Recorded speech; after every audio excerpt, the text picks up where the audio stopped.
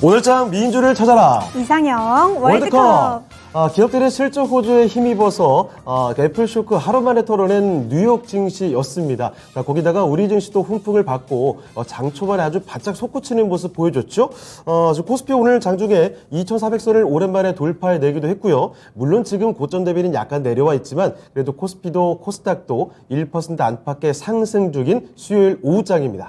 네, 오늘 상승 출발한 양시장 오후장 들어서도 계속해서 동반 상승세 유지하고 있는데요. 특히 낙폭이 컸던 금융주와 또 오늘 게임주와 또 반도체주들이 좋은 흐름 보이고 있네요. 이런 시장 상황 반영해서 저희가 대진표를 짜왔으니까요. 이상형 월드컵과 끝까지 함께 해주시고요. 그 전에 먼저 토마토 투자클럽의 김영우 전문가님, 최인호 전문가님 나오셨습니다. 안녕하세요. 안녕하십니까? 안녕하십니까?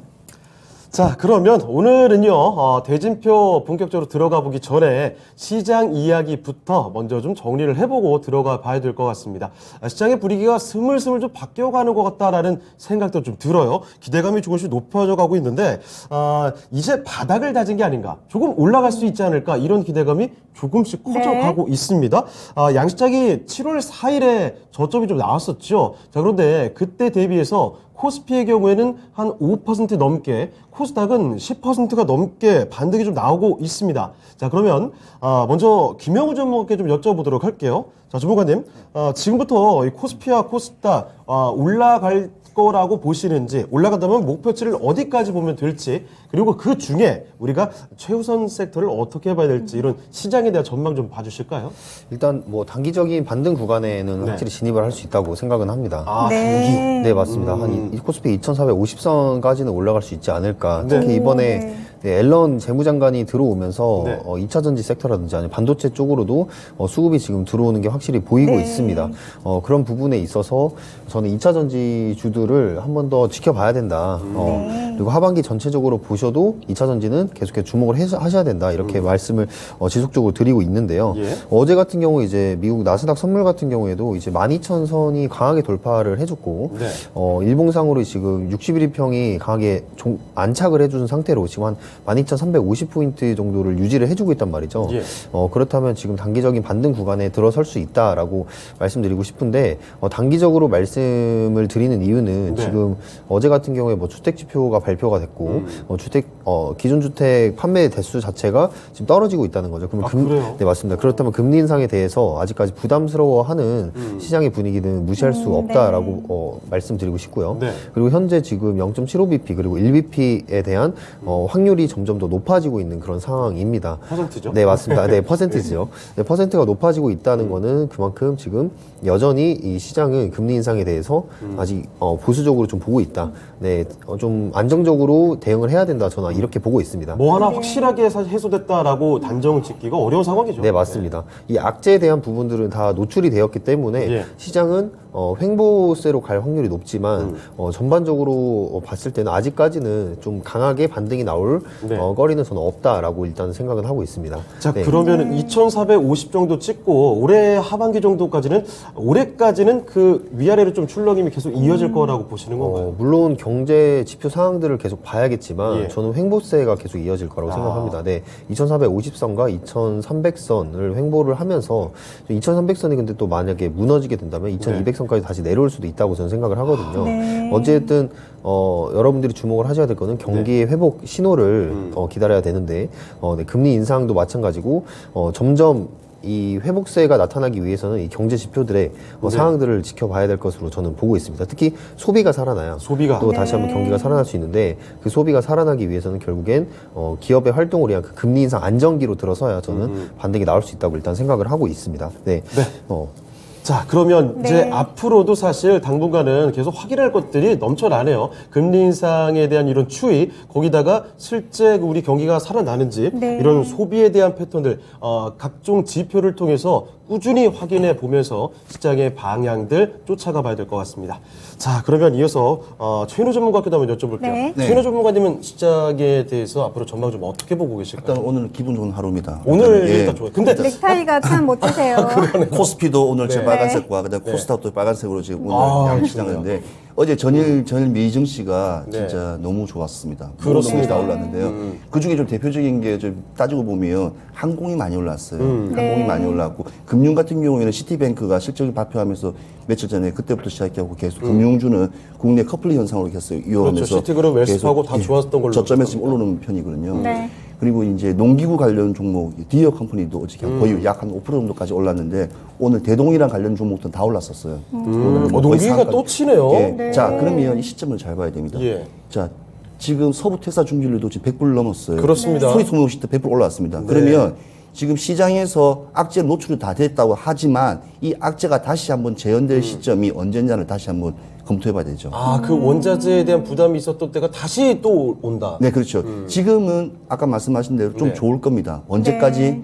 2분기 실적 발표가 큰 대형 종목들, 네. 코스피 한 200 정도 되는 코스닥 한 150 정도 되는 업종들 네. 좀 상승세가 나오거나 우리의 최고 중요한 지금 바이오라든지 아니면 게임주라든지 엔터 종목들이 좀 이렇게 실적이 좀 좋아지는 걸 보고 나면 다시 한번 차익 실현 코스에서 다시 한번 또 내리꽂을 가능성이 거의 뭐 다반사라 봐지고. 그럼 이 지금의 상승은 실적 발표 이 시즌에 국한된 거다. 그렇죠. 왜냐면 미국도 지금 실적 발표 시즌이지 않습니까? 동일한 시점, 커플링이란 말이에요. 그러니까 동일하게 올라오고 동일하게 확인 상황이기 때문에 그 시점이 너무 짧다 이거죠. 몇 주 안 남았네요. 네. 이제. 그러면 지금 이때는 단기적인 차익 실현을 구하되 저는 개인적인 생각은 우리 시청자분들이고 지금 투자하신 분들이 아주 좋은 종목들이 다 저점이란 말입니다. 그렇습니다. 저점이면 차라리 오히려 대형 종목에 지금 몸을 싣고 종목을 최대한 축소시키는 게 제일 좋아요. 그게 현금화시키는 네. 방향입니다. 현금 비중 늘리자. 예, 현금 비중을 늘리는. 왜냐하면 대형 종목들은 등락폭 자체가 워낙 약하기 때문에 그 점을 이용해서 대형 종목에다가 탑5 안에다가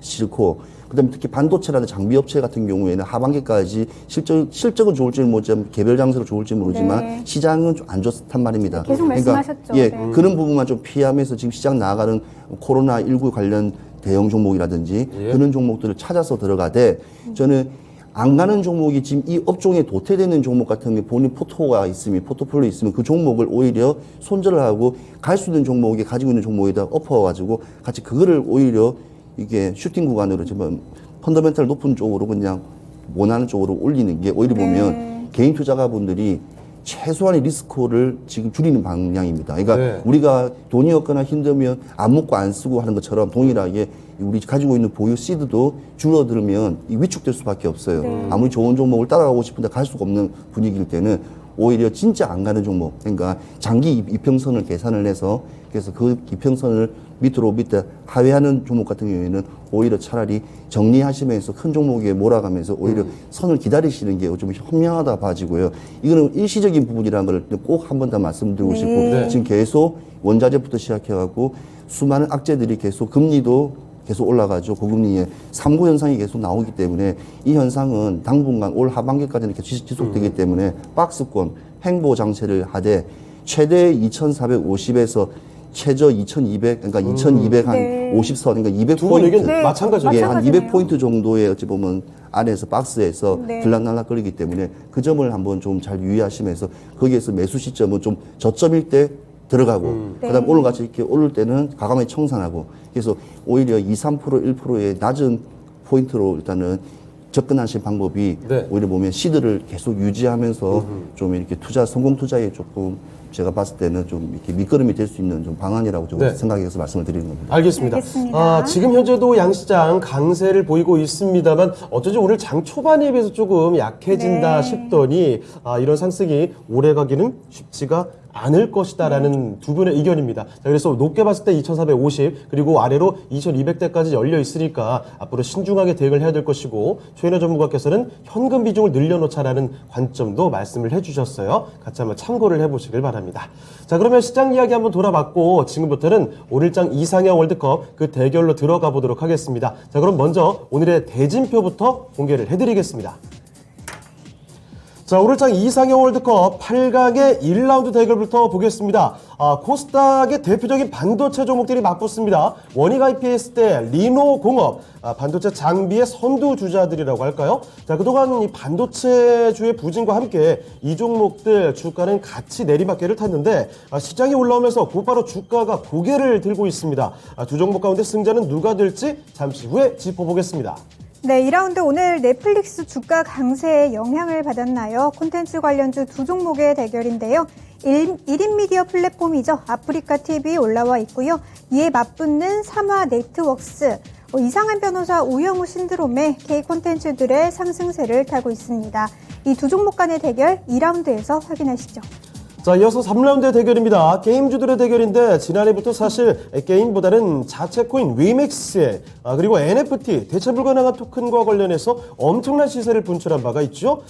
위메이드 그 자회사인 위메이드 맥스가 올라와 있고요. 자, 그리고 위메이드와는 혈맹을 맺고 있는 룸트 코리아가 맞붙습니다. 승자가 누가 될지 3라운드에서 확인해 보시죠. 네, 4라운드 금융주들 최근에 아무래도 좀 낙폭이 과했던 탓일까요? 오늘은 기술적인 반등으로 좋은 흐름 가져가고 있습니다. 업계 선두권의 시장 지위를 가진 KB금융 그리고 카카오그룹의 금융주죠. 카카오페이의 대결 8강에서 확인하시죠. 자, 오늘장 이상의 월드컵 그러면 지금부터 8강의 1라운드 대결 들어가 보겠습니다. 자, 8강의 1라운드는요. 원익 IPS, 리노공업 잘 알고 계시는 반도체주들입니다. 여러분의 선택도 기다려 보겠고요. 자, 그러면 먼저 김효구 전문가께 여쭤보도록 할게요.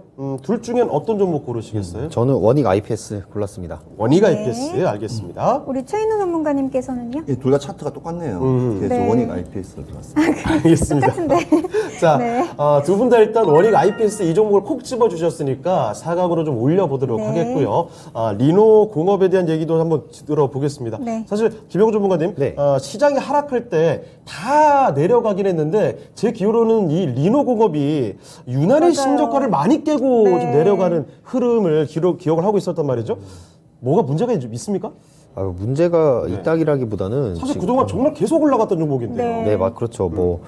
반도체 쪽에서도 지금 문제가 있다라는 건 다 누구나가 다 아시잖아요. 네. 근데 특히 리노공업의 그런 가지고 있는 재료의 펀더멘털이 좀 약하다고 생각을 합니다. 네. 지금 현재 리노공업에서 하고 있는 그런 반도체 검사용 소켓 같은 경우에 지금 3분기에 계절적인 수요가 비수기로 진입이 된다는 그런 네. 상황들도 있고요. 지금 예. 고객사가 아무래도 힘든 상황이다 보니까 원래 주문했던 거를 다시 조정하는 좀 감소해서 조정하는 그런 영향도 있습니다. 그래서 이러한 실적 모멘텀이 만약에 둔화가 된다면 리노공업의 주가 기간 조정이 좀 더 길게 봐야 된다. 더 이어질 거다라고 예상을 하고 있고요. 네. 그거에 따라서 지금 주가도 지금 회복세를 크게 못 보이고 있는 중입니다. 그렇다면 이 리노공업은 전반적으로 반도체에 대한 그런 섹터가 다시 한번 화랑으로 이어질 때 그때 좀 반등을 좀 기대를 해볼 수 있다고 저는 생각을 해요. 네. 사실 원익 IPS도 뭐 크게 비슷하죠. 크게 달라질 거는 없다라고 보는데 네. 그나마 원익 IPS는 괜찮다고 보는 게 지금 대표 장비주라고 볼 수가 있잖아요. 그렇죠. 근데 이제 최근에 SK 하이닉스라든지 아니면 삼성전자의 그런 공장에 대한 그런 모멘텀이 계속 약화가 되면서 좀 걱정하는 분들이 굉장히 많았을 것 같습니다. 네. 근데 이런 모든 악재들을 다 감안을 하더라도 이 분기 실적으로 본다면 성장세는 이어질 것이다 이렇게 보고 있고 오늘 증권사의 리포트도 하나 나왔었습니다. 네. 그런 부분들이 좀 기대를 해보고 있고 3분기 영업이익 같은 경우에는 한 610억 정도 예상을 하고 있는데 2분기에 한 334억 정도 났어요. 그러니까 네. 시장은 안 좋아도 이 영업이익적으로는 거의 80% 이상 증가를 하는 거기 때문에 그 실적에 맞춰서 이 원익 IPS는 그나마 커버할 수 있는 그런 주가를 커버할 수 있는 게 더 전 강하다라고 일단 보고 있습니다. 그래서 네. 이 지금 현재 보시면 또 반도체 공정이 점점 미세화되고 있잖아요. 네. 산업이 발전을 함에 따라서 반도체 공정도 다양하게 이 용도에 따라서 많이 바뀔 텐데 그 부분에 있어서 원익 IPS의 그런 장비 공급도 좀 더 다양화될 거다 이런 예측도 있기 때문에 시장에서는 원익 IPS만큼은 전반적으로 좋게 보고 있는 중이다 이렇게 좀 판단을 하고 이렇게 골랐습니다. 알겠습니다. 자, 원익 IPS 김영우 전문가의 의견이었고요. 최인우 전문가님께서도 네. 원익 IPS 골라주셨는데 두 종목 다 약간 리스크가 있는 것 같아요. 다 있습니다. 둘 다 리스크. 네, 어떻게 지금 시장에 보시나요? 안 맞아요. 그것도 비수기예요. 그냥 지금 종목이 나왔으니까 말씀드리는 거지만 네. 사실 다른 종목들 워낙 지금 저점에서 지금 올라간 추세가 좋은 종목들이 많은데 이 두 종목의 특징이 뭔지 아십니까? 동일하게 5월 20일 날 같이 급락했던 종목이에요. 그 차트만 봐도 네. 바로 미끄럼틀 예, 탔습니다, 지금. 똑같이 차트를 펴보면 4월 29일 날 리노, 예. 그 다음에 원익 IPC 같은 경우는 5월 20일부터 급락을 탔던 종목이에요. 네. 또 추세가 반등 나왔는데 이 실적 부분적인 아찔하네요, 부분 정말. 똑같아요, 날짜가. 급락 부분 네. 시작점부터 시작했어요. 근데 지금 원익 IPC를 고른 이유는 단 하나입니다. 뭡니까? 지금 시장은 이래나 저래나 힘들고 그다음에 대형 자기 납품하는 회사인 SK 하이닉스라든지 아니면 삼성 같은 경우에 지금 일단은 투자 축소를 네. 하지 않습니까? 그다음에 2024년까지 내년까지 투자 축소를 한다는 것은 그만큼 1년 동안 선반영된 거예요. 그러면 1년 동안 힘들 거라는 걸 예상하고 있어요. 그러면 이 와중에 1년 동안 예상을 한 손 놓고는 없을 수 있지 않습니까? 그다음에 다음에는 좋아질 걸 예상하니까 지금 이제 저 평택의 진이에다가 3단지에다가 산업 3단지에다가 몇 평이더라? 그러니까 거의 22,500m 제곱이니까 그 3.3 나누면 아무튼 큰 부지에다가 지금 공장을 지금 착공 들어갔거든요. 그러니까 지금은 단단하게 내실을 다지는 시점이 원익 IPC예요. 그래서 원익 IPC의 그 특징이 네. 일단 삼성의 일단은 주력사를 가지고 있기 때문에 그 하나만큼은 일단 단단한 일단 모멘텀이 있기 때문에 같이 가는 것으로서는 상당히 나쁘지 않다고 저는 봐집니다. 알겠습니다. 네. 자, 두 분 전문가께서는 원익 IPS를 골라주셨거든요. 자, 그러면 시청자분들은 어떤 선택을 해주셨을까 궁금합니다. 많이 내려가 있는 리노공업이냐, 네. 좀 더 빠르게 올라오고 있는 원익 IPS냐. 자, 두 분의 선택과 별도로 또 시청자분의 선택도 지금 확인해 보겠습니다. 자, 지금 선택의 결과 한번 확인해 볼 텐데요. 자, 리노공업이 36% 그리고 원익 IPS가 64% 득표를 하게 되면서 원익 IPS 역시 시청자분들의 선택도 안고 갑니다. 네, 만장일치로 원익 IPS가 선택을 받았네요. 그럼 리노공업관에서는 최인호 전문가님께 가격 전략 좀 여쭤볼게요. 지금 리노공 같은 경우는 지금 3분기 시즌이지 않습니까? 계절적으로 수요가 좀 비수기에 좀 진입했습니다. 예. 그래서 3분기가 일단 실적이 나오는 시절, 그러니까 3개월 후도, 그러니까 하반기 전반적으로 좀 안 좋다고 좀 예상되고, 아무튼 리노공 같은 경우에는 일단은 IC 테스트 소켓이 일단 주력으로 한 50% 이상 이 매출을 내주고 있는 거기 때문에, 근데 의료기계도 안에서도 소켓도 들어가는 부분이 많기 때문에 지금 여러 의료용품이라든지 의료기계에도 많이 좀 제공하는 게 많아서 예. 실적적으로 봤을 때는 크게 나쁘지는 않지만 성장성적으로 봤을 때는 좀 둔화되는 양상은 올 하반기 계속 좀 이어질 것으로 예상됩니다. 네. 네. 가격 전략은요? 네, 가격 전략은 13만 9천 원입니다. 알겠습니다. 네, 알겠습니다. 리노공업 13만 9천 원으로 가격 전략 세워주셨네요. 이제 8강의 두 번째 라운드죠. 2라운드로 넘어가 보시죠. 자, 8강의 2라운드 대결 확인해 보겠습니다. 최근에 뭐 콘텐츠 관련된 종목들 인기가 많죠. 자, 그 중에서도 1인 미디어로 워낙에 또 유명한 아프리카 TV. 지난해 엄청난 상승을 뒤로 하고 최근 들어서는 정말 많이 내려와 있습니다. 자, 그리고 최근 들어서 사마 네트워크스 같은 콘텐츠 제작하는 관련된 종목들 이상한 변에서 우영우 흐름 타고서 굉장히 좋거든요. 자, 그러면 이 두 종목 중에 지금 시점에 상대적으로 더 나은 종목 어떤 종목이 될까요? 지금부터 골라보겠습니다. 네, 최인호 전문가님 두 종목 중에 어떤 게 좀 더 낫나요? 네, 저는 사마 네트워크스. 네, 역시 알겠습니다. 흐름탄 쪽으로 알겠습니다. 김여구 전문가께서는요. 저도 사마 네트워크스 오, 골랐습니다. 네. 알겠습니다. 사마 네트워크스 역시 우영우의 파워 최근 관련된 종목도 워낙에 좋습니다. 네. 자, 그러면 일단 사마 네트워크스 두 분 다 골라주셨으니까 이 종목을 4강으로 좀 올려볼게요. 네. 자, 그런데 아프리카 TV 이거 고대하시는 분들도 참 많이 네. 계실 거예요. 왜냐하면 지난해 주가 상승이 정말 굉장했던 맞아요. 퍼포먼스가 엄청났던 네. 종목이죠. 자, 그런데 아마 제 기억으로는 뭐 코인 NFT 이쪽에서 뭐 많이 올렸던 걸로 기억하는데 네, 네, 네. 그럼 다시 올라가려면 시간이 좀 오래 걸릴 것이다 이렇게 보시는 거예요. 재료와 소재 자체가 사실은 많이 겹쳐요. 왜냐면 이 컨텐츠 회사고 일단 혼자서 1인 어찌 보면 방송력 하는 게 주던 스타일이지 않습니까? 네. 근데 이게 뭐가 문제냐면 다양한 컨텐츠를 할 수가 없어요. 쉽게 말하면 네. 지금 이번에 뭐 누구냐 지금 토트넘하고 이번에 야구 축구 경기를 했지 않습니까? 네, 네, 네. 친선 경기 했을 때도 그런 여러 가지 중계권을 같은 거를 돈을 주고 산다든지 다양한 이렇게 시청자들이 이슈에 맞는 이런 쉽게 말하면 그런 것들을 좀 많이 뿜어줘야 되는데 이거는 게임 위주, 그러니까 1인 게임 위주, 그런 여러 가지 시청 위주의 제목이 되기 때문에 다양한 이렇게 특정 마니아층이나 네, 예, 그러네요. 마니아층 그렇죠. 그러니까 분야를. 예, 원래 처음부터 이게 게임 위주라든지 뭐 정권 방송 이쪽으로 많이 했었지 네. 않습니까? 그래서 약간 성향이 약간 유튜브랑 좀 다르고 하지만 일단 소통한다는 자체는 조금 전 좋다고 봐지는데 네. 일단은 지금 이 회사는 지금 커져 나가려면 이제 내년에도 항저우 이제 아시안 게임도 있고 그러면 네. 이제 스포츠 게임 이런 것을 중계권을. 중계권이 저는 제일 중요한 포인트 생각해요. 네. 근데 코인 같은 경우에 그때 올라갈 때 같이 올라갔을 때는 네. 별풍선이 이제 코인으로도 바뀔 수 있다는 어떤 기대 심리라든지 그런 것 때문에 이제 좀 주가의 흐름도 좀 타고 있지만 주가 너무 많이 올라갔죠. 많이 올랐죠. 왜냐하면 그게 어찌 보면 코인은 돈이지만 어찌 보면 네. 똑같이 바꾸는 거지 않습니까? 똑같은 상황이에요. 그걸 가지고 이용하고 보내는 거니까. 예. 그래서 아프리카 TV는 그때는 조금 좋았지만 지금 시장에서는 흐름에서는 넷플릭스도 안 맞습니다. 시장에. 네. 그러니까 이게 너무 큰 우리가 생각하고 기대가 큰 회사들은 오히려 더 이렇게 고객층을 확보해 보면 뭐 SK, LG, 우리 KT처럼 핸드폰 시장처럼 딱 이렇게 구축이 고착돼 버리면 서로 바뀌지 않은 것처럼 네. 똑같이 컨텐츠도 마찬가지. 근데 컨텐츠 제작 같은 경우는 달라져요. 왜냐면 새로운 것을 계속 만들지 않습니까? 지금 사만의 티스 같은 경우에는 한 100여 편을 만들었다고. 지금까지 100여 편. 예. 그리고 우영우도 이번에 말씀 그때도 한번 처음에 우영우 이야기할 때 그렇죠. 이게 뭔지 이상한 변호사라길래 아직도 들어보니까 안 보시나요? 그런데 그걸 보니까 봤어요. 아, 그래요?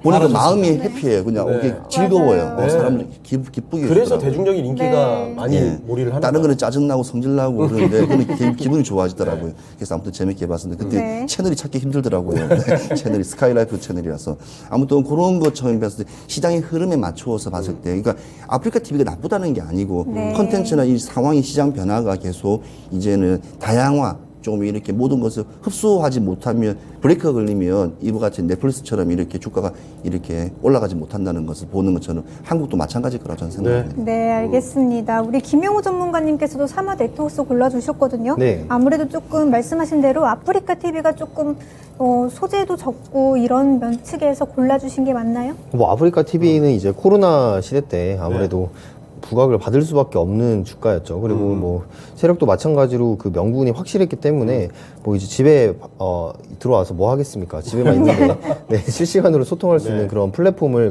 가장 강력하게 가지고 있고 또 별풍선에 대해서 뭐 경험을 해보신 분들이 많지는 않을 거라고 생각하는데 네. 그 매니아층들이 뭐 예전에 사건도 굉장히 많이 있었잖아요. 그렇죠. 그럼 좀 매니아층들이 이제 몇 억씩 쏘다가 이제 환불해달라 뭐 그런 얘기도 많이 있었는데 네, 그만큼 별풍선에 대한 그런 수익과 그리고 거기에 부과되는 그런 광고 수익, 광고 수익이 거의 매출의 대부분이라고 볼 수 있겠는데 아까 이제 전문가들이 말씀해주신 것처럼 이런 중개 쪽으로 많이 확장을 시켜놔야 어떻게 본다면 하나의 그런 플랫폼으로 인정을 받을 수 있지 않을까, 유튜브 예. 플랫폼을 갈 수 있지 않을까 이렇게 생각을 하는데 아무래도 국내 시청자에 좀 국한되는 그런 부분들도 이 아프리카 TV에는 좀 부담이 된다라고 일단 생각은 하고 있습니다. 예. 하지만 견고하게 지금 유지해놓은 그 매니아층이라든지 아니면은 앞으로 이 스포츠 팀과의 그런 계약들이 또 앞서서 있거든요. 생각보다 이 게임에 관한 그런 수요들이 계속해서 증가를 하고 있어요. 지금도 그렇기 때문에 그 스포츠 계약 팀이라든지 아니면 중계권, 특히 이제 뭐 롤이라는 게임 아시겠지만 롤에 대한 그런 중계권도 많이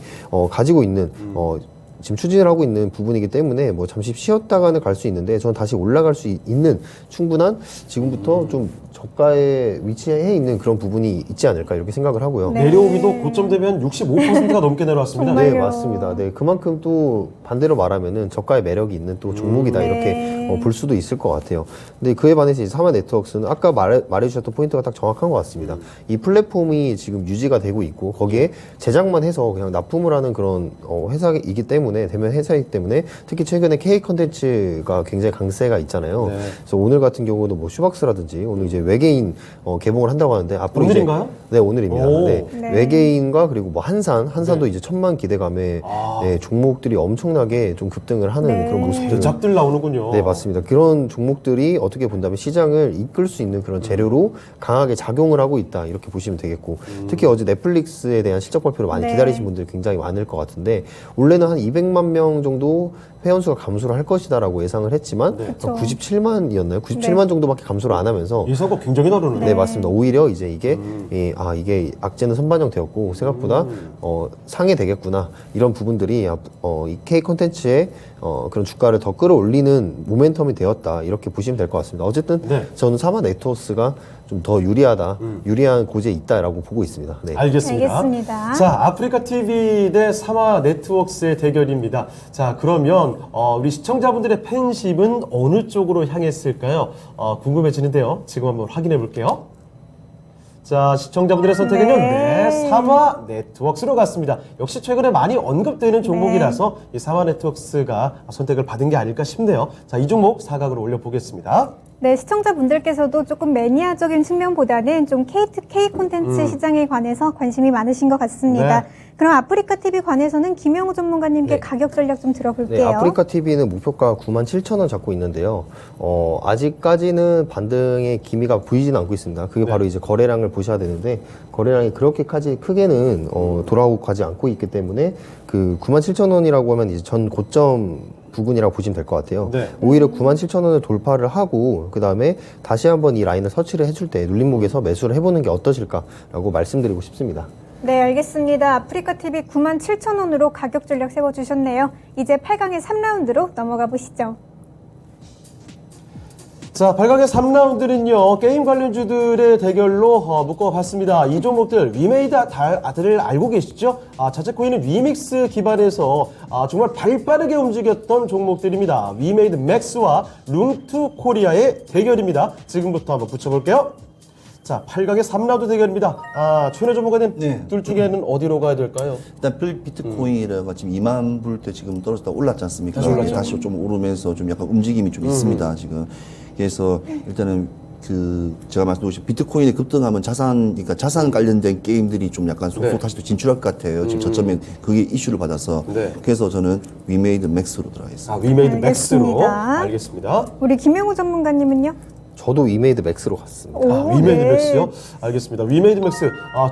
이 종목이 두 분 다 골라주셨는데, 지난해 정말 굉장한 상승세를 보였던 네. 종목이에요. 아프리카 TV 못지않게 더 많이 뛰었나요? 정말 급등세를 보였던 대표적인 종목이라 팬층도 상당히 네. 가지고 있습니다. 그만큼 안티도 좀 있는 종목이 아닐까 싶긴 한데. 자, 그런데 반면에 룸투 코리아 요 종목, 지금 신작 얘기도 나오는 것 같은데 요거 네. 좀 네. 별론가요? 룸투 코리아 같은 경우에는요, 지금 요즘에 게임 시장이 PC방에서 하는 PC 시장에서 이제 그 모바일로 계속 추세가 변하는 추세예요. 네. 그렇죠. 그래서 뭐 열혈 강호도 핸드폰으로도 한다 하고 지금 뭐 블레이즈 이터널이라는 것도 한 네. 80만 명이 이제 돌파했대요. 예약자 수가. 그러니까 그런 거 봤을 때 보면 게임 시장 순수한 게임 시장으로서는 괜찮아요. 근데 예, 괜찮지. 순수한 개별 장세에서 게임으로 보면은. 예, 지금 게임 인주가 사실은 좀 지금 때 떨어져 있지 않습니까? 네네. 이게 개별 장세는 참 좋지만 이게 지금은 이제 게임이 작년부터 NFT 메타버스 엮이면서 게임은 무조건 코인이다. 네. 이론입니다는 그런 인식 자체가 이제 투자가들한테 이제 연결이 돼 있습니다. 하긴 게다가 위메이드 맥스나 룸투 코리아 이 종목들은 대표적으로 NFT 이런 쪽으로 네, 엮여 엮여 있다 보니까 이 게임을 모르더라도 NFT라든지 메타버스 관련 종목만 들어가고 아니면 코인만 들어가게 되면 위메이드는 그냥 머릿속에서 투자하시는 개인 투자가들도 그냥 머릿속에 나오는 거예요. 네. 그러니까 어찌 보면 만들어진 어찌 보면 시장이 돼버렸어요. 생태계가 돼버렸습니다. 그래서 그 시장 자체가 있기 때문에 지금 우리도 비트코인이라든지 이런 시장 자체가 개인 투자가들이 많이 코인을 아직도 많이 하시고 거래를 안 할 뿐이지 네. 많이들 가지고 계시더라고요. 많이 물려 계시더라고요. 어디서 잡을까 네, 고민을 그런 많이 고민 하고 많이 하시더라고요. 계시거든요. 24시간 할 수 있는 어찌 보면 매수 매도가 가능한 일단은 좀 특이한 좀 거기 때문에 예. 자, 그 점에 봤을 때는 그냥 위메이드 맥스가 지금 일단 코인이 조금 비트코인이 좀 상승세를 조금 다시 추세 변화를 보이면서 좀 더 크게 반응한다. 예, 네. 오히려 좀 같이 가면 나쁘지 않겠다는 생각이 그런 듭니다. 영향이군요. 그럼 룬투 코리아 같은 경우에는 조금 어려울까요? 아니죠. 왜냐하면 개별 장세고 지금 여름이 이제 네. 게임 시장이지 않습니까? 네. 비수기가 성수기 시장이지 않습니까? 이제 학생 방학도 많이 시작되고 예. 하게 되면 이제 다운로드 같은 게 많아요. 게임도 반영을 게임에 하긴 하겠군요. 많이 하기 때문에 근데 일시적이지 않습니까? 또 방학 끝나고 나면 그래서 예. 그런 부분도 있고 또 코로나 때문에 또 PC방에도 또 많이 안 가는 또 추세가 되기 때문에 오히려 모바일 핸드폰 시장이 또 갑자기 또 부각되거나 또 좋은 게임들이 계속 또 입소 못 나면서 또 이렇게 폭발적인 또 이렇게 예약자 수도 많이 나올 수 있기 때문에 그런 점을 보더라도 아무튼 여름 방학 시즌 테마성으로서도 사실 게임주가 잠시 쉬어가는 그러니까 약간의 수익 구간을 줄 수 있는 부분은 저는 있다고 접하십니다. 알겠습니다. 알겠습니다. 그렇지만 상대적인 우위가 위메이드 맥스에 있다는 의견을 말씀을 해주셨고요. 우리 김영우 전문가님, 최인호 네. 전문가님께서는 위메이드 맥스 아무래도 비트코인의 수혜를 받을 것이다 이런 점 때문에 선택을 해주셨다고 했는데 네. 우리 김영우 전문가님께서는요? 네. 저도 뭐 명분은 거의 비슷한 것 같습니다. 지금 네. 비트코인이 반등세가 나오고 있고 요즘에 비트코인 추세와 어떻게 보면 나스닥의 그런 상관관계, 커플링 현상은 여전히 일어나고 있는 그런 상황입니다. 그래서 제가 하반기에 말씀을 드릴 때 바이오주들이 먼저 갈 거고 그다음에 게임주들이 하나씩 고개를 들 거라고 말씀드렸는데 오늘도 마찬가지로 그런 흐름이 보이는 날이 아니었나 이렇게 생각을 하거든요. 크래프톤 같은 경우도 장중에 거의 7% 이상까지 갔다가 그렇게 갔습니까? 네, 맞습니다. 조정을 보고 있는데 결코 이 작은 몸집이 작은 종목들이 아닌 게 움직인다는 거는 결국에 이거를 들고 있는 주가를 관리하는 세력들이 움직이고 있다 이렇게 보고 볼 수 있겠는데 룽투코리아 같은 경우에는 이 아무래도 중국 판호와도 연결이 되어 있고요. 그리고 이번에 이제 블레스 이터널의 사전 예약자 수가 80만 명이 돌파를 했다는 거는 큰 재료이긴 합니다. 네. 하지만 지금 여전히 NFT와 코인 시장과 엮여 있는 저는 위메이드 맥스가 더 저는 상승 탄력이 더 좋을 거라고 생각을 하고요. 그리고 이 위메이드 맥스의 그런 코인 관련해서 말씀드리자면 지금 현재 금융당국이 규제를 완화를 한다는 그런 소식들이 시중의 은행들도 이 가상자산의 시장으로 뛰어들 수가 있다. 이런 얘기들이 계속해서 나오고 있습니다. 자, 그 말은 지금 결국에는 이 위메이드 맥스에 대한 그런 자금 유입이 더 쉬워질 수 있다는 거거든요. 네. 그런 점에서 저는 이 위메이드라는 기업은 여전히 저는 아직 재료가 살아있다. 네. 나중에 P2E 게임 업체로서 저는 한번 세계를 놀라게 하지 않을까. 지금은 네. 투심이 이렇게 약하기 때문에 제가 이런 말을 하면 욕하시는 분들이 굉장히 많을 거예요. 근데 오늘 가능성을 네. 한번 좀 보여줬던 네, 맞습니다. 흔적이 있죠. 네, 가능성을 봤을 때 저는 나중에 결국 게임 시장은 P2E로 갈 수밖에 없는 시장이다라고 저는 말씀을 드리고 싶습니다. 알겠습니다. 알겠습니다. 사실 지난해 하반기 때 뭐 2차전지 소재와 함께 게임주들 P2E, 메타버스, NFT 이런 키워드 붙어서 굉장했죠. 그 중에 대표적인 종목이 바로 위메이드와 위메이드 맥스였습니다. 자, 그래서 이쪽의 반응이 조금 더 빨리 오지 않을까라는 두 분의 의견 한번 들어봤고요. 자, 그러면 시청자분들은 어떻게 골라주셨을까요? 지금 그 선택 확인해 보겠습니다.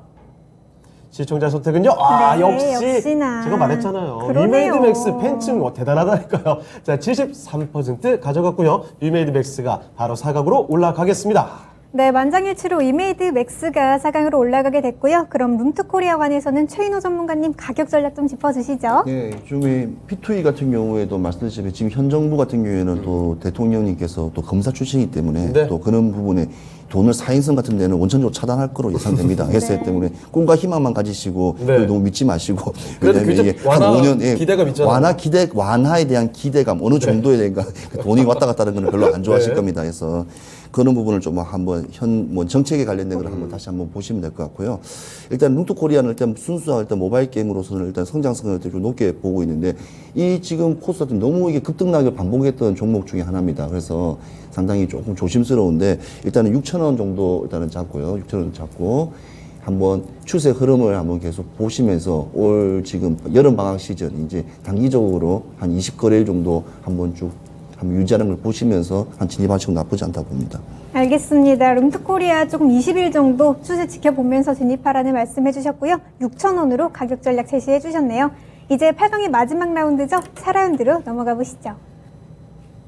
자, 8강의 4라운드 대결은요, 금융 관련된 종목들로 구성을 해봤습니다. 최근에 금융주들이 금리 인상이 너무 가파르다 보니까 오히려 부담을 안고 주가 많이 부진한 모습이죠.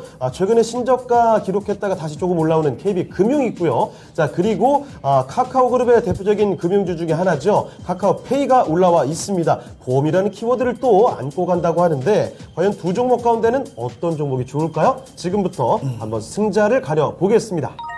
네, 김영우 전문가님 두 네. 종목 중에 어떤 종목이 좀 낫나요? 전 KB금융 골랐습니다. 네, 알겠습니다. 은행 대장주 KB금융으로 가주셨고요. 자, 최일호 전문가께서는요. 오늘의 민주입니다. 뭐죠? KB금융. KB금융입니까? 알겠습니다.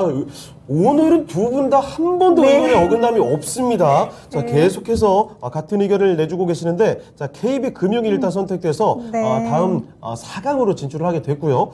자, 그러면 김영호 전문가님. 네.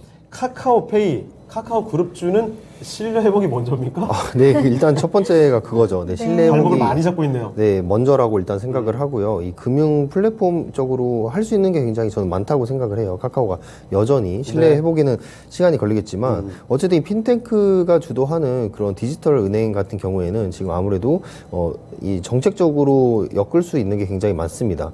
이 현실의 세계가 지금 메타버스로 옮겨가듯이 이 은행의 그런 역할들, 시중에 있는 그런 오프라인 은행에 대한 역할들도 많이 많이 온라인으로 점점 옮겨질 거예요. 그 부분에 있어서 카카오페이가 선점을 하고 있는 거는 누구나 부인을 할 수 없는 이유이긴 하나 지금 이런 부분들에 있어서 아직까지는 주가가 여전히 되돌리기에는 아직 힘이 부족하다라고 일단 생각을 하고요. 네. 뭐 금리 인상에 대한 그런 간단하게 생각하면은 그런 수혜가 있지 않을까 이런 생각도 해보지만 여전히 저는 카카오 쪽은 좀 아직은 힘을 돌리기에는 좀 부족하다라고 일단 생각을 하고 컨센서스 실적 컨센서스도 지금 2분기에는 하회할 것으로 지금 전망이 되고 있기 때문에 결국에 주가 정말 많이 내려가 있네요. 네, 맞습니다. 이 기대감에 너무 크게 올라갔던 주가가 다시 올라가기 위해서는 큰 재료가 있거나 아니면 큰 실적이 있어야 되는데 실적 자체가 지금 아직까지는 좀 불안한 그런 움직임을 보이고 있습니다. 뭐 반면에 KB금융 같은 경우는 뭐 물론 지금 같은 시기에 대장주로서 잘 갈 수 있다고 생각은 하나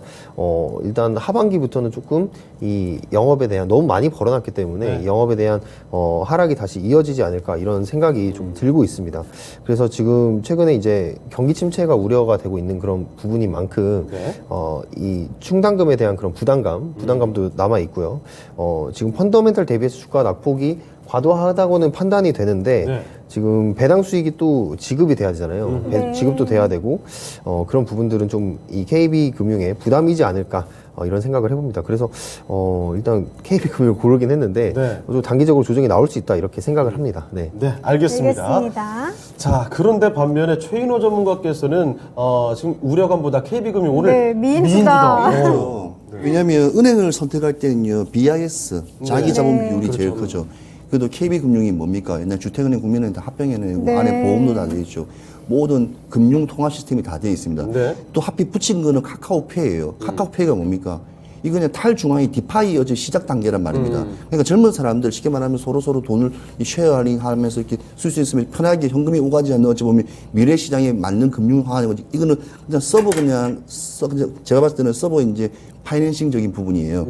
이게 시장에서는 고착되기 힘들어요. 왜냐하면 중앙정부에 우리나라에 있는 한국은행이 있고 미국에는 연준이 있어요. 이는 자체를 인정을 하려는 거는 시장의 분위기는 인정할 수 있지만 이게 이제 올라온다는 것을 인정하지 않는 거는 아직 현실 시장입니다. 그러니까 가상과 현실을 정확하게 좀 분분을 해야 되는데 탈중앙화 방식으로 이게 제도권으로 올라오긴 쉽지 않다. 아우 힘들죠. 지금 힘들고 사실은 지금 왜 KB금융이 지금 저가를 지금 하다가 오늘 이렇게 올랐냐면 사실 더 빨리 오를 수 있지만도 시장의 흐름이에요. 그다음에 지금 윤석열 대통령 정부가 지금 들어서면서 경제가 지금 어려운 상태에 들어왔지 않습니까? 그럼 뭐 서민들이 되게 힘들지 않습니까? 그러면 쪼을 수 있는 거는 가계 부채에 관련된 이자율을 쪼을 수밖에 없기 때문에 이는 금융위, 재경부, 그 다음에 수많은 우리나라의 국책적인 부분에서 국가 안팎 쪽으로 다 쪼을 수밖에 없기 때문에 사실 수익이 나더라도 기뻐서 박수를 치고 싶지만도 울 수밖에 없어요. 아까 말씀하신 것대로 우리 줄 거 많아요. 배당도 줘야 되고 할 거 많아요. 우리 돈 없어요. 그런 제대로 식으로 남겨먹을 수가 없네요. 예, 근데 많이 남겼어요. 이번에 지금 4대 금융지주들 조사해 보니까 1월 6월까지 사상 최대 수익이 났어요. 그렇다고 사상 하더라고요. 최대 수익이 났습니다. 그렇지만 그거를 이제 떠벌리고 알려버리면 이제 대통령분이라든지 인수위했던 분들이 이제 다 제재 들어가죠. 서민들 2%씩 주택 담보이는 연결 들어간 거 좀 빼주라 해버리면 사실 수익이 그다지 남지 않거든요. 그래서 드러내지 못하고. 네, 드러내지 못하고. 근데 이게 내년 상반기까지는 갈 것 같아요. 왜냐하면 계속 금리는 인상될 거니까. 왜냐하면 은행은 기본적으로 금리를 받고 하는 부분이니까요. 그래서 그런 부분이 있기 때문에 좋고, 그다음에 KB는 제가 봤을 때는 지금 너무 많이 떨어졌어요. 그러니까 세계 경제의 흐름에 맞춰서 우리나라 시총 제일 높은 탑5, 탑20 정도 되는 종목들은 다 떨어졌어요. 그러니까 저는 개인적으로 이 시점이 너무 좋은 투자 시점이라고 매수 시점이다. 예. 알겠습니다. 자, KB금융 이렇게 두 분 다 골라주셨습니다. 자, 그러면 시청자분들께서는 둘 중에 어떤 종목 가주셨을까요? 저도 왠지 두 분의 의견과 비슷하게 가지 않을까 싶은데 확인해 볼게요.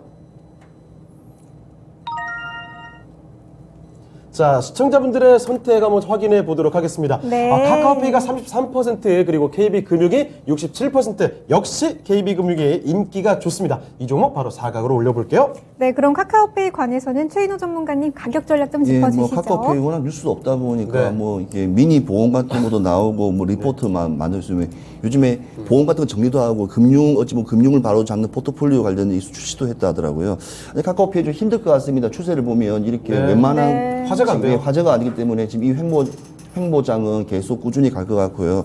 일단 이거는 제가 봤을 때는 이제 진입을 한 분의 몫이고 이제 개인적으로는 조금 들어가는 추세는 아니다고 봐집니다. 일단 네. 목표가 72,000원 잡겠습니다. 네, 알겠습니다. 카카오페이 72,000원으로 가격 전략 세워주셨네요. 이제 4강으로 넘어가 보도록 하시죠. 자, 4강의 1라운드 대결 지금부터 보겠습니다. 요즘에 트렌드를 좀 벗어난 종목과 트렌드를 타고 있는 종목 간의 대결이죠. 원익 IPS 반도체주 올라와 있고요. 자, 그리고 사마 네트워크스의 콘텐츠 관련주가 올라왔습니다. 두 종목 간의 승자 지금부터 가려보겠습니다. 자, 조현우 주무관님. 저는 그려질 것 같은데 네. 승자 누구죠? 시장 흐르는데 물 건져 가야 됩니다. 항상 예. 흐름을 강조하시잖아요. 우뚜도 우, 원 말고 3. 우뚜도 영. 사마 네트워크스. 네, 사마 네, 알겠습니다. 알겠습니다. 최인호 전문가 사마 네트워크스 골라주셨고요. 우리 김명우 전문가님께서는요? 저는 원익 IPS 고르겠습니다. 그렇습니까? 네. 3 말고 1으로 가셨어요. 의외네요. 자, 그러면 그 의견 조금 이따 더 네. 들어보겠고요. 자, 최인호 전문가님 먼저 사마 네트워크스 역시 우리가 흐름을 타야 된다는 말씀이신 네, 거죠? 흐름 타야 돼요. 지금 시장이 바닥권 장세이기 때문에 다 개별 장세입니다. 네. 이슈가 나오면 네. 개미들이 그냥 아침부터 그냥 모든 종목에 다 눈을 기울이고 시각을 기울이고 뉴스에 초점을 기울이는 시점이란 말입니다. 그러면 계속 그거는 시장이 계속 그런 걸 또 만들어 연출해내는 경우도 되게 많아요. 네. 시장에 어울려맞지. 근데 중요한 건 이 시점이 여름 방학, 여름 휴가철 시절에 대형 영화들이라든지 극작들이 계속 코로나 때 방영 못 했던 거를 계속 이제 빼내기 시작합니다. 그게 8월 3일 날 뭐 비상선언부터 시작해서 많은 것들이 아까 말씀하셨던 네. 그 무슨 또 외계인. 외계인 오늘부터 시작한댔죠. 한산. 그러니까 계속 한산부터 시작해서 계속 나올 거란 말입니다. 그러면 일반 사람들의 그에 대한 이슈, 네. 성향, 스타일은 반도체 소재 뭐 부품 장비, 네. 뭐 평택의 공장이 얼마나 큰지는 아무 관심 없습니다. 보이지도 않으니까요. 네, 그리고 뭐 네. 내년 내후년 공장 다 짓고 난 뒤고 이야기라 할 수 있기 때문에 그런 부분이 어쩌면 시장의 흐름이라 봐지거든요. 네. 근데 오히려 근데 저는 또 이렇게 생각합니다. 내가 고액 투자가다. 네. 시장의 흐름을 따라가기 싫다. 어차피 그러면 장투로 보겠다 싶으면 나 그러면 무조건 원익 네. 갑니다. 넣어두고 숨도 그냥 안 쉬고 기다리는 네, 거죠. 기다립니다. 네. 그냥 오늘 저점이기 때문에 그냥 기다리면서 내년까지 기다리면서 쭉 갈 수도 있겠죠. 그렇지만 지금 보고 계신 시청자분들이 그 정도로 길게 가지는 않을 것 같아서 그리고 제가 답답한 견디기 쉽지 않아요. 그렇죠. 한국 분들은 3분 숨 못 참지 않습니까? 네. 네, 알겠습니다. 그래서 알겠습니다. 사마 네트워크스 골라주셨고, 자, 김영호 김명우 전문가. 전문가님은요? 네. 원익 IPS 골라주셨는데 네. 조금 미국 증시의 반도체 뭐 상승 이런 영향인가요? 네, 좀 그런 움직임을 저는 이제 무시할 수 없다라고 생각을 네. 해요. 미국 슬슬 올라올 때 되게 네, 같다. 맞습니다. 어제 전일 증시에서 필라델피아 반도체가 거의 5% 이상 올랐죠. 네. 5% 이상 오르면서 굉장히 올랐습니다. 네, 그 기대감이 좀 많이 심어지고 있는 그런 모습을 보이고 있는데 결국에 지금 앨런 장관이 지금 와서 반도체에 대해서 크게 얘기는 안 하고 있지만 네. 결국 이제 2차 전지 그리고 신재생 거기다가 반도체에 대한 그런 압력은 계속해서 이어지고 있다고 일단 생각을 합니다. 그리고 반도체 같은 경우에 지금 일단 삼성전자의 주가를 어떻게 보면 살펴볼 수밖에 없는 그런 네. 상황인데 지금 원달러 환율이 그래도 조금씩 떨어지고 있다는 점 거기다가 그런 발언에 주목을 해보고 싶습니다. 앨런 장관이 통화 스와프까지는 아니더라도 네. 언제든지 협력을 할 수 있는 그런 가능성은 전 열려 있다 이렇게 말을 했던 부분들이 있어서 외국인들의 수급이 만약에 그런 부분들 때문에 다시 들어올 수 있다면 바로 반도체를 전 사지 않을까. 네. 저가 매수의 기회이기 때문에 외국인들조차도 저는 반도체 쪽을 많이 보고 있다고 생각합니다. 거기에 아까 말씀드렸던 것처럼 원익 IPS는 실적이 안 나오고 있는 게 아니에요. 실적이 나오고 있음에도 불구하고 네. 주가가 떨어진다는 거는 다시 회복을 했을 때는 그 주가의 제자를 찾아가기 위해서 반등이 굉장히 크게 나올 수 있다. 네, 그렇게 보고 있습니다. 네. 알겠습니다. 알겠습니다. 자, 원익 IPS 뭐 저가 매수의 지금 타이밍이라는 건 두 분 다 동의하시는 것 같은데 지금 그래도 살 시점이 맞냐 아니냐 요거 이거 약간 달리는 것 같아요. 자, 그러면 시청자분들은 반도체와 콘텐츠 어느 쪽으로 골라주셨는지 지금 확인해 보겠습니다.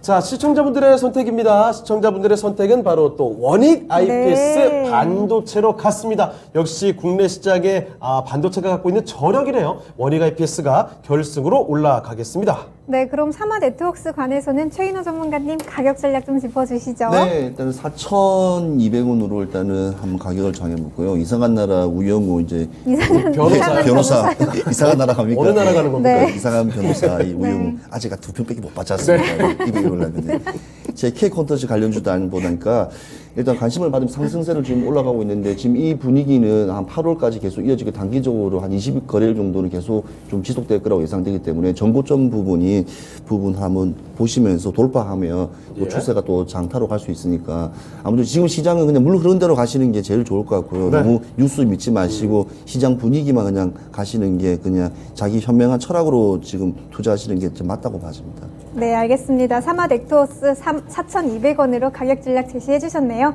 이제 4강의 2라운드로 넘어가 보시죠. 자, 오늘 장 이상형 월드컵 4강의 2라운드 대결입니다. 자, 이번에 먼저 올라온 종목은요, 위메이드 맥스, 대표적으로 지난해 정말 활약세를 보여줬던 게임주가 올라와 있고요. 자, 그리고 은행 대장주입니다. KB금융과의 대결, 지금부터 그 승부 확인해 보겠습니다.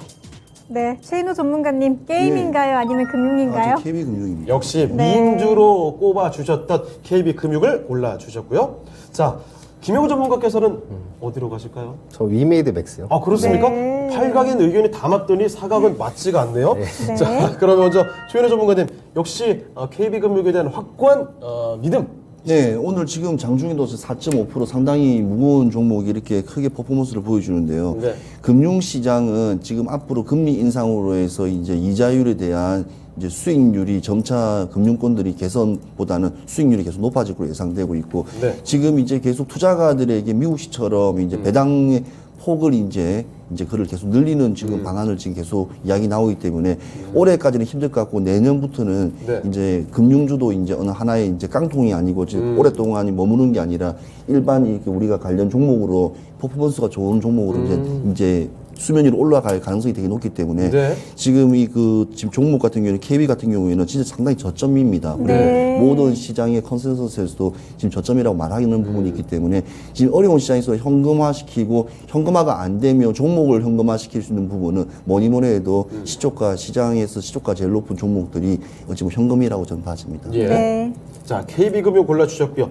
자, 김영우 전문가께서는 위메이드 맥스로 가주셨는데, 네. 그러면 이것도 올라갈 타이밍 됐다는 얘기 아니십니까? 네, 저는 하반기에 아무래도 게임주들 돌아가면서 개별 장세 나타날 것으로 보이고 있고요. 네. 그중에 아무래도 가장 올리기 쉬운 게 위메이드 맥스가 아닐까. 한 차례 엄청난 시세를 네. 뿜어줬기 때문에. 네, 맞습니다. 결국에 메타버스 NFT 얘기를 또 안 할 수가 없는데 네. 이쪽으로 다시 한번 대장의 역할을 할 수 있는 시세가 남아 있다고 생각을 합니다. 그리고 시장 자체가 지금 금리 인상에 대해서 기술주들이 약하다고는 하지만 저는 그래도 기술 게임주들은 올리는데 문제가 전혀 없다고 저는 생각을 네. 해요. 그래서 바이오주들이 지금 올라가는 것처럼 네. 게임주들도 한번 시세를 올릴 수 있는 그런 움직임이 저는 포착이 됐다라고 생각을 하고요. 네. 그 중에서 하나로 제가 박셀바이오로 말씀드렸는데 박셀바이오 오늘도 굉장히 또 윗골을 크게 달더라고요. 아, 네. 오늘 또 갔습니까, 네, 장중에? 맞습니다. 사실 그렇게 갈게 움직임이 크게 보이지는 않는데 저 어제 보고 약간 위축되지 않을까 싶었는데 오늘 네, 또 가요. 맞습니다. 와. 결국에는 그 아래에서 세력 물량이 좀 제대로 받쳐져 있다,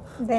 받치고 있다라고 저는 보고 있습니다. 네. 저렇게 올라가서 버티고 있을 주식이 아닙니다. 사실 저거는. 근데 네. 저렇게 있다는 거는 확실히 이게 물량이 들어왔구나. 그거를 좀 확인을 지금 계속 작업을 하고 있고요. 제가 KB금융을 이제 고르지 않은 이유는 하반기부터 조금 힘들어지지 않을까라는 생각 때문에 네. 그래도 그런 금리 부분인데. 인상이 이제 되면서 좀 네. 불확실성이 해소된 측면도 있지 않나요? 사실 금리 인상을 시켰음에도 불구하고 아까 최인호 전문가 그대로 말씀해 주셨습니다. 지금 정부에서는 계속해서 압박을 넣고 있어요. 네네. 너희들 지금 이자 마진 낸 거 네. 그대로 돌려내라. 지금 이자 마진 그 부분들 챙기지 말고 그대로 돌려내라. 지금 정유사들도 마찬가지죠. 정제 마진에 대해서 다 돌려내라고 지금 정부에서 압박을 하고 있잖아요. 네. 그런 부분에 있어서 KB금융은 좀 지방은행도 아니고 내 국가를 따라가야 되는 그런 은행일 수밖에 없기 때문에 그런 부분들의 리스크가 어느 정도 있다고 보고요. 그리고 증권이라든지 증권의 최근 거래량이 굉장히 많이 줄어들었잖아요. 네. 그래서 증권에서 가져갈 수 있는 수수료도 줄어들고 보험이라든지 카드 부분의 이런 침체도 좀 걱정이 되는 부분들이 있어요. 그래서 네. 2분기 실적까지는 잘 나올 것이 당연히 확실하지만 하반기부터는 조금 네. 이런 저런 좀 암초에 부딪혀서 힘들지 않을까 네, 알겠습니다. 그런 생각을 하고 있습니다. 네. 자, 두 분의 의견이 판약이 좀 다르거든요. 자, 시청자분들은 그럼 어느 분의 손을 들어주셨을까요? 지금 골라볼게요. 자, 시청자분들의 선택은요. 이거 오, 상당히 네, 박빙이네요. 박빙이었습니다. KB금융이 그래도 근소한 차이로 59% 가져가면서 이 종목 바로 결승으로 올려보겠습니다. 네, 위메이드 맥스 관해서는 김영우 전문가님 가격 전략 좀 짚어주시죠. 네, 일단 위메이드 맥스는 21,000원을 보고 있고요. 이 종목 같은 경우에는 저는 좀 길게 보셔도 된다라고 오. 말씀을 드리고 싶어요. 네. 결국에 이 게임 산업이 결국엔 P2E로 가는 방향에 맞춰서 이 위메이드도 성장성은 전 충분히 있다. 시장에서 부각은 못 받고 있지만 있다고 생각을 합니다. 네. 네, 알겠습니다. 위메이드 맥스 조금 길게 봐도 된다라고 하시면서 21,000원으로 가격 전략 제시해 주셨네요. 이제 대망의 결승전으로 넘어가 보시죠. 자, 오늘 장 이상형 월드컵 결승의 대결입니다. 반도체 장비주의 대표적인 종목 원익 IPS 올라와 있고요. 은행 대장주죠. KB금융이 맞붙습니다. 자, 결승의 승부는 어떻게 될까요? 지금부터 확인해 보시죠. 자, 김영호 전문가님, 네. 원익 IPS 대 KB금융입니다. 반도체와 은행 어디로 갈까요? 네, 반도체로 가겠습니다. 반도체로 네. 가시고 알겠습니다. 자, 그리고 최인호 전문가께서는요. 반도체에서 돈이 없을 겁니다. 네. 돈 빌리러 오시면 돼요. 역시 KB금융이요? 네, 맞습니다. 네, 알겠습니다. 자, 오늘 두 분 점점 가면 갈수록 의견이 확고해지시는데 네. 자, 김영우 전문가님, 네. KB금융은 안 되고 네. 반도체 갈 때다. 뭐 원익 IPS는 이미 돈을 많이 벌어놨기 때문에 네. 영업이익적에서 충분히 탄탄하다고 생각을 합니다. 그래서 KB금융으로 굳이 안 가도 될 것 같습니다. 네, KB금융은 계속 리스크가 있는 반면에 네. 원익 IPS는 올라갈 길만 남았다. 네, 제가 보기에는 지금 모든 악재가 선반영되어 있는 네. 거라고 생각을 하고요. 네. 최근의 상황을 봐도 반도체 쪽은 우리가 꼭 챙겨서 갈 것이다라는 말들이 있습니다. 그래서 오히려 지금 과대납부의 구간들이 지금은 되돌림 현상이 나타나야 되는 그런 구간이다라고 저는 생각을 하고요. 지금 이미 뭐 SK라든지 삼성이라든지 공장에 대한 그런 리스크는 이미 노출이 된 상황이지만 네. 여전히 장비 업종에서는 저는 이 원익 IPS가 탑픽이다. 특히 D램 시장 내에서 이 원익 IPS의 수요가 시장 점유율이 계속 상승을 하고 있기 때문에 결국에 저는 미래를 지금 봐야 된다. 특히 외국인들의 순매수세가 저는 반도체 쪽으로 올 거다라고 네. 생각을 합니다. 네. 알겠습니다. 알겠습니다. 고민이 되는 게 네. 이렇게 들으면 또 원익 IPS가 맞다 싶은데 맞아요. 두 분의 의견이 정말 설득력이 최인호 높으셔가지고. 전문가님 의견 들어보면 또 다를 것 네. 같아요. 경기가 하방 직면에 들었으면 경기 침체가 들어오면 제일 먼저 투자해야 될 부분이 옛날부터 금융이었어요. 두 번째는 국가에 관련되어 있는 정책 관련 종목들, 그런 종목들이 먼저 우선으로 갑니다. 왜냐하면 다른 거는 힘들지만 국가에서 하는 것들, 방산이라든지 네. 뭐 여러 가지 국토라든지 건설이라든지 토목은 가게 돼 있는데 오늘 KB금융, 신한진주, 그다음에 하나금융, 그다음에 우리금융, 오늘 또 금융지수 다 오늘 네, 다 올랐어요. 올랐어요. 네. 다 올랐다. 그 뜻은 무슨 뜻이겠습니까? 오늘만 오르고 오늘 내려가 올것 같아요. 이제 더 간다. 더 간다는 아니, 시장의 뜻인가요? 흐름이 이제 계속 네. 바뀐다는 뜻이에요. 네. 바뀐다는 흐름이. 그러니까 내일 당연히 조정이 또 들어오겠죠. 그렇지만 추세가 변환되면서 조금 다시 한번 자기 자리를 찾아간다는 점. 예. 그 점이 제일 중요한 부분이고 반도체는 제가 말씀드린 장비부터 시작 이거는 하반기에 힘들어요. 네. 경기가 좋아야지 반도체는 완전 뭐 땅을 그 사고 옐로는 집을 장이 짓고 하는 오는데도 거죠. 힘든가요? 그때 바이든 왔을 때도 힘들었었어요. 아, 주가 그래요? 안 올랐었습니다. 네네네. 금요일 나와가지고 토요일 나와가지고 어. 우리 시장이 장에 전혀 도움이 안 되고 장이 안 됐을 때 왔었지 않습니까? 바이든이 들으면 예. 서운해하겠습니다. 예, 주말에 오는 사람이 어디 있습니까? 우리 시장에 좀 도움을 주려면 장중에 와야 되는데 아무튼 그게 조금 아쉬웠는데 아무튼 그 점에 봤을 때 금융주는 앞으로 경기가 힘들어지는 내년도 인플레이션이 계속 지속되는 상황에서도 그나마 탄탄하게 밑에서 허리를 받치고 있을 거라 저는 생각합니다. 알겠습니다. 네, 알겠습니다. 저는 지금 두 분 얘기 들으면서 끄덕끄덕 하다가 지금 벌써 시간이 네. 금방 지나갔는데, 이거 어려울 것 같은데요. 어려워요. 시청자분들은 어떻게 골라주셨을까요? 확인해 볼게요. 자, 선택이, 생각보다 네. 많이 넘어가네요. 시청자분들은요, 역시 반도체로 네. 갔습니다. 반도체 팬심이 정말 두텁습니다. 68% 득표하면서 원익 IPS가 시청자들 분들의 의견, 마음을 가져갔습니다. 네. 자, 그러면 오늘의 우승 정보 은세거가 발표해 주실까요? 네, 오늘의 미인주는 원익 IPS입니다. 축하합니다. 네. 자, 오늘 장 이상의 월드컵 최고의 민주 원익 IPS가 됐습니다. 네, 그러면 가격 전략을 좀 알아볼 텐데요. 먼저 KB금융 관련해서 최인호 전문가님. 네, 일단은 시장은 항상 변해가는 게 아니라 전에 있었던 거 답습합니다. IMF 때를 보시면 되고 위먼 사태 보시면 되고 그때 시장이 뭐가 먼저 올라오고 그때는 뭐가 떴는지를 잘 보시면 내일 시장도 알고 모레 시장도 알 수 있습니다. 자, 일단은 KB금융 58,000원입니다. 네, 알겠습니다. KB금융 58,000원으로 잡아주셨고, 그럼 원익 IPS 관해서는 김영호 전문가님. 네, 일단 원익 IPS는 일단 투자 축소, 고객사 투자 축소에 대한 악재는 선반영 다 되었다고 생각을 합니다. 그래서 네. 목표가는 일단 34,000원 보고 있는데요. 그 이상도 한번 노려볼 수 있는 좀 배거 종목이 아닌가 네. 이렇게 생각을 합니다.